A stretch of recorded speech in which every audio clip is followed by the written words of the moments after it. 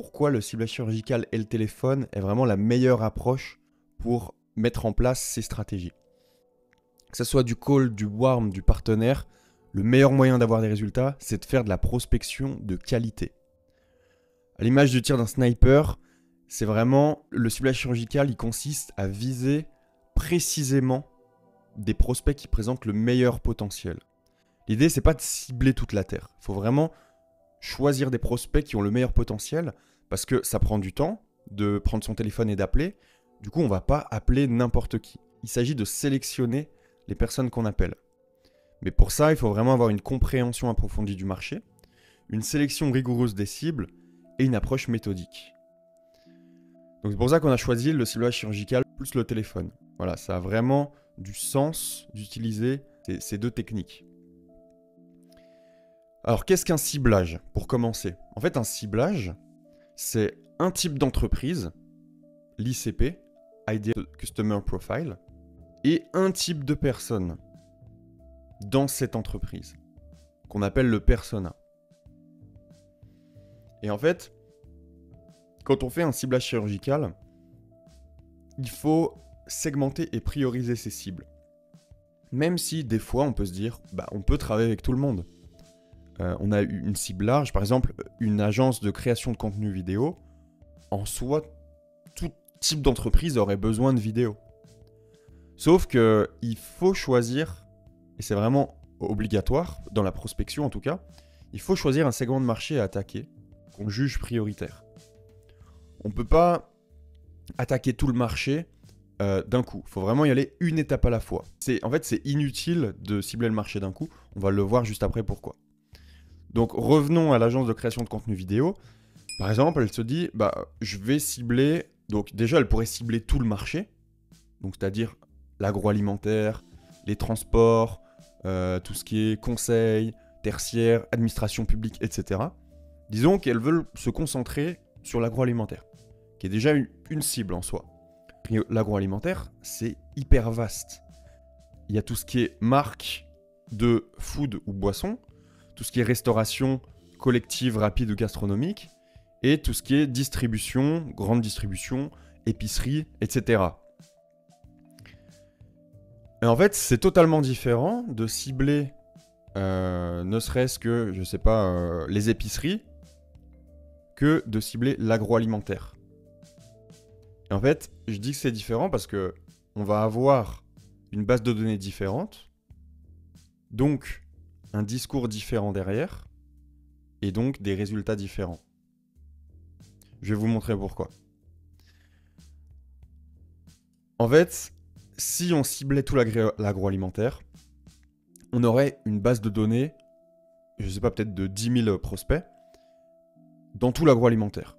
Et en fait, on aurait un discours tellement générique que on n'aurait pas de résultat, parce qu'on n'arriverait pas à parler à un type d'entreprise différent.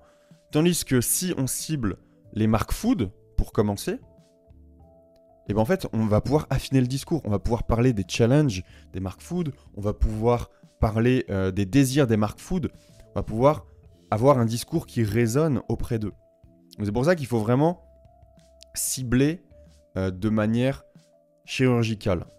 Donc on va le voir juste après ce que c'est le ciblage chirurgical. Et du coup, revenons donc à l'agence de création de contenu vidéo. Après réflexion stratégique, donc on verra par la suite comment faire une réflexion stratégique, on juge que c'est cibler les marques food la priorité. Donc on va commencer notre prospection par cibler les marques food. Mais ça ne veut pas dire qu'on ne va pas faire le reste plus tard. C'est juste prioriser. Donc, comme le disait Neil Patel, le ciblage, c'est l'art de concentrer vos ressources là où elles auront le plus d'impact. C'est pour ça qu'il faut faire une sélection et un choix. Et ce choix, il ne se fait pas au hasard. On le verra plus tard. Donc, là, on a parlé de ciblage. Maintenant, qu'est-ce qu'un ciblage chirurgical? En fait, c'est un ciblage qu'on précise. Le plus précis possible. En fait, dans l'exemple précédent, au lieu de cibler tout le secteur agroalimentaire d'un coup, on va cibler les marques food dans un premier temps. Et en fait, ces marques food, on va encore plus les préciser. On va y ajouter des critères pour avoir un ciblage chirurgical. On va le voir juste après. Et du coup, pourquoi le ciblage chirurgical, il fonctionne? Parce qu'en fait, la précision du ciblage définit la précision du discours. Le ciblage chirurgical, il permet d'avoir une audience plus petite. Donc, un discours précis qui résonne dans l'esprit du prospect. Parce que il est plus pertinent et adapté à la cible. Et en fait, c'est pour ça que la qualité, donc une audience plus petite et un discours plus percutant, est supérieure à la quantité. Une audience trop grande où on parle à personne. Et on peut le voir, les appels qu'on reçoit tous sur nos téléphones fixes ou portables de vendeurs CPF, c'est pas du tout ciblé. Et en soi, oui, leur marché, il est énorme, tout le monde aurait besoin de la formation. Mais s'ils arrivaient en mode, vous avez potentiellement, je sais pas, directeur commercial, vous avez besoin d'une formation de négociation. Voilà, le discours, il change. Jusque-là, ils disent, bon bah voilà, vous avez un solde CPF à utiliser. Le discours, il n'est pas précis, il n'est pas percutant. Donc j'utilise le vendeur CPF parce que ça parle à tout le monde. Voilà, c'était pour illustrer ça. Nous, c'est pas de la prospection vendeur CPF qu'on prône. Donc c'est pour ça. Il faut faire de la qualité, donc avoir une petite audience et un discours percutant. Mieux vaut contacter 50 personnes ultra bien ciblées avec un discours qui résonne plutôt que 500 personnes avec un discours générique. Donc si on reprend l'exemple de la création de contenu, de vidéo, avec les marques food, on va voir comment faire un ciblage chirurgical. Donc, on va pas cibler toutes les marques food. En tout cas pour commencer. On va cibler les marques food trendy. Pourquoi trendy? Parce que c'est les marques food qui communiquent sur les réseaux sociaux, qui seraient susceptibles d'avoir besoin d'une agence de création de contenu vidéo. Typiquement Michel et Augustin. Ensuite, on va cibler des entreprises de 10 à 50 salariés. Alors dans ce cas-là, pourquoi? Parce que l'entreprise de création vidéo, elle est à taille humaine aussi. C'est une PME. Donc c'est mieux de cibler à taille humaine. Dans les entreprises de 10 à 50 salariés, le cycle de vente, il est plus petit que dans une société de 1000 salariés. Donc voilà pourquoi on a choisi d'aller sur cette cible. Ensuite, on a choisi des entreprises de plus de 3 ans d'ancienneté. Pourquoi? Parce qu'au début, elles n'ont pas forcément d'argent pour investir sur les réseaux sociaux. Elles font un peu tout elles-mêmes. Et elles sont petites, en plus, généralement, de moins de 3 ans d'ancienneté. Donc voilà pourquoi on a rajouté ce critère. Donc là, je ne l'ai pas précisé, mais on parle vraiment de l'ICP, donc des critères d'entreprise. On veut des entreprises qui sont présentes au moins sur un réseau social. Parce qu'elles auront besoin de ce contenu vidéo pour communiquer sur leur réseau. Une entreprise qui n'est pas sur les réseaux sociaux, elle aura peut-être moins besoin de création de contenu vidéo. Et des entreprises en Île-de-France et Hauts-de-France, pourquoi on a fait ça? C'était purement logistique, parce que l'entreprise de création de contenu vidéo était située à Lille, et en gros, elle allait dans la région de Lille et à Paris. Donc elle n'allait pas aller à Marseille pour aller trouver des clients. En tout cas, pas dans un premier temps. Et ensuite, les personas, donc on a ciblé responsable marketing, responsable communication et fondateur CEO. Donc comme tu le vois, là on a un ciblage chirurgical. C'est les entreprises les plus pertinentes. Et du coup, ça vaut le coup de décrocher son téléphone pour contacter ces entreprises. Parce qu'elles ont un potentiel vraiment énorme pour une agence de création de contenu vidéo. Donc en fait, comme on le voit, on a une cible hyper précise. Donc maintenant, en fait, on peut avoir un discours ultra précis. Au lieu de dire « Bonjour, je vends des vidéos auprès de professionnels de la food, est-ce que vous êtes intéressé ?» Typiquement, ça c'est le vendeur CPF. « Bonjour, nous accompagnons les marques food trendy, à taille humaine, à avoir plus d'impact sur les réseaux sociaux grâce à des formats vidéo engageants. » Donc, marque food trendy, c'est ce qu'on a ciblé, à taille humaine, 10 à 50, avoir plus d'impact sur les réseaux sociaux. Donc ça, c'est un challenge qu'ils ont. On sait qu'ils sont présents sur un réseau social, du coup on peut l'utiliser dans le discours, etc. Alors là, c'est vraiment un exemple. Vous verrez avec Anas que c'est pas du tout ça le pitch à avoir au début, mais c'était pour vous montrer que le ciblage définit le discours. Donc la précision du ciblage définit la précision du discours.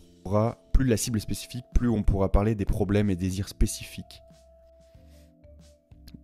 On y revient, mais on aurait pu cibler toutes les marques food de toute taille celles aussi qui sont pas présentes sur les réseaux sociaux, qui viennent de se lancer. Sauf qu'on aurait perdu du temps au téléphone. C'est ça le truc qu'il faut vraiment comprendre. Le discours, il n'aurait pas été précis. On aurait perdu du temps avec les mauvaises entreprises et à qui mes services n'auraient pas été pertinents. Donc en fait, l'idée, c'est de sélectionner le type d'entreprise et le type de personne dans son entreprise à qui le discours que j'aurai, le problème que je réponds, est pertinent. Donc voilà, l'idée, c'est de faire des badges de prospects ultra ciblés. Et une cible, elle n'est pas fixée dans le marbre. Il faut les tester, observer le résultat qu'on obtient et ensuite affiner. Donc là, typiquement, on est parti sur les marques food trendy 10 à 50. Peut-être que dans un second temps, on pourra partir sur les mêmes marques, mais de 50 à 250. Ou peut-être qu'on ira attaquer un autre marché.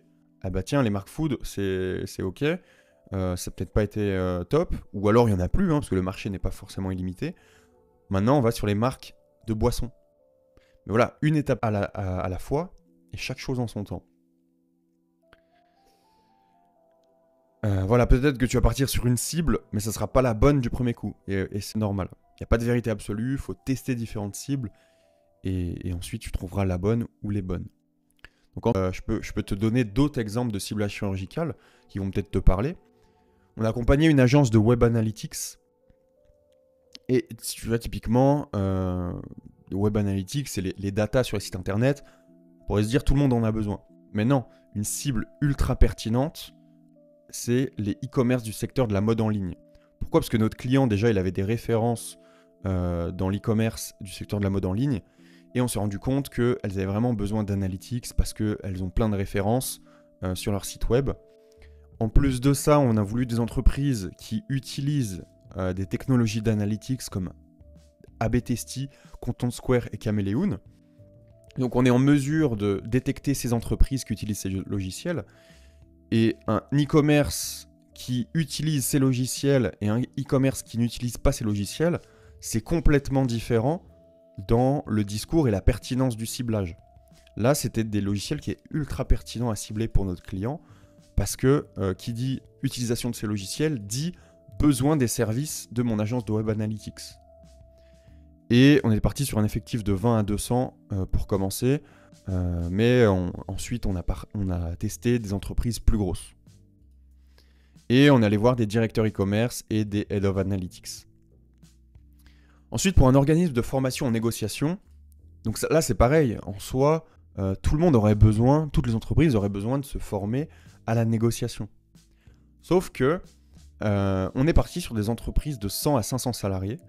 Pour réduire le cycle de vente, on aurait pu aller sur des multinationales de plus de 1000, 10 000 salariés. Mais là, le cycle de vente, il aurait été hyper long. Donc, c'est pas ce qu'ils voulaient. Dans le secteur de l'industrie, parce que... et encore, le secteur de l'industrie, il est assez vague. Mais on est parti sur ce secteur qui est assez vague parce que les régions étaient limitées. C'était pas sur toute la France, c'était sur l'Île-de-France et l'Auvergne-Rhône-Alpes. Et aussi, la taille d'entreprise était limitée. Donc voilà, le secteur de l'industrie aussi parce que notre client avait des références dans le secteur de l'industrie et il s'est rendu compte qu'il y avait un gros besoin dans ce secteur et que aussi il aimait travailler avec cette cible. Et en ce qui concerne les personas, on est allé cibler des DRH, des responsables formation et des head of sales. Ensuite, pour une entreprise de logistique, donc qui fait de la logistique, donc qui stocke des produits dans son entrepôt et les envoie pour le compte de ses clients. Une cible idéale, c'était les e-commerce. E-commerçants de 3 à 100 salariés qui n'ont pas de magasin physique, parce que oui, s'ils ont un magasin physique, c'est moins pertinent en tout cas le discours, et des secteurs compléments alimentaires, alimentation non périsable et épicerie fine. Donc lui, ce qu'il voulait, c'était, il voulait pas du chocolat par exemple. Dans son entrepôt, l'été, ça fond le chocolat. Et plutôt le secteur complément alimentaire, alimentation, épicerie fine, parce qu'il avait des clients qui étaient très pertinents et il s'est rendu compte que c'était un sous-secteur des e-commerçants qui était pertinent pour lui. Donc on est parti dessus. Et on a ciblé les CEO et directeurs logistiques. Donc là, je vous dis, c'est pertinent pour lui parce qu'il y a eu une étude avant ça. Peut-être que pour toi, ça n'a pas été pertinent quand je t'ai présenté ça. T'as pas vu la logique derrière ça. mais tu verras dans une seconde partie comment on définit la cible et une cible pertinente pour son activité. Voilà, que ce soit pour du warm, pour du cold ou de partenariat, avec un ciblage chirurgical, on ne perd pas de temps avec des mauvaises personnes et on a un discours ultra pertinent. Donc, j'espère que j'ai été assez persuasif et pédagogue pour montrer la différence entre une prospection de masse, qui est large, peu efficace et chronophage, et une prospection de qualité, qui est précise, efficace. Donc voilà, la définition en fait d'un ciblage chirurgical, elle t'aidera vraiment dans toutes tes stratégies, dans la compréhension de tes cibles et de comment leur parler.